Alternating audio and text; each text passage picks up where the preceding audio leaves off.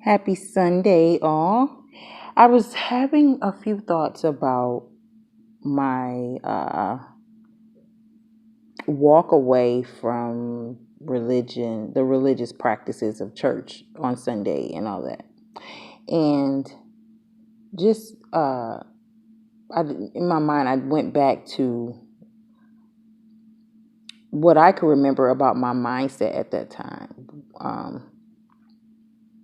I clearly recall being at the altar, and it was a massive call to the altar, or not massive necessarily. The call was to anybody in the church who is having problems right now with transportation, um, because we had actually had a young lady to have her car stolen from the church while we were in a service, and so it was just heavy on the minds of the people of the church. We were all we all went into intercession, so, rather than get upset, we got into intercession and prayed and was believing to find the car back, and um, not to undermine those things.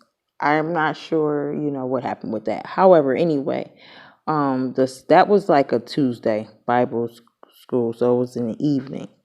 So that following Sunday, there was a call for more prayer, and those who were having issues with transportation to also come up. And at that time, I looked at the altar. I was at the altar, uh, along with, or if you were having problems with transportation or believing God for better transportation. So I was at the altar, and I'd say a good 70% of the church was at the altar.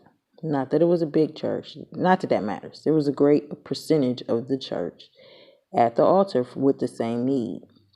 And then my mind, right there in the church, I remember thinking over the individuals that were standing there. And no, actually, by this time we were back in our seats, and I'm thinking, I'm looking at everyone, and just I'm assuming as an empath, that's what it was, just picking up on the energy of the people, and I just felt the sorrow and the lack of the people around me. And I just started playing in my head what I knew to be true, or at least from testimonies from these people about their situations. And there was a large percentage of us that were not in good situations financially, just to say the least. And that one stood out all the more to me because I wondered, I'm like, for most churches, even if the people don't have a lot, they look like they have a lot. When you go to the church parking lot, well, I won't say most, but the churches that I know, there's the Cadillacs and the Lincolns and the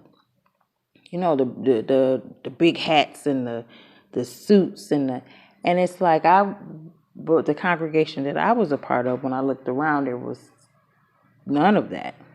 We even bragged on the fact that our pastors weren't flashy like that. Like, they, in our mind, that meant that they had the focus of God and not the focus of money, and so they didn't need those things.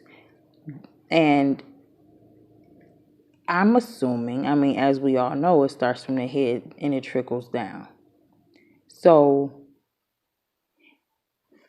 pause.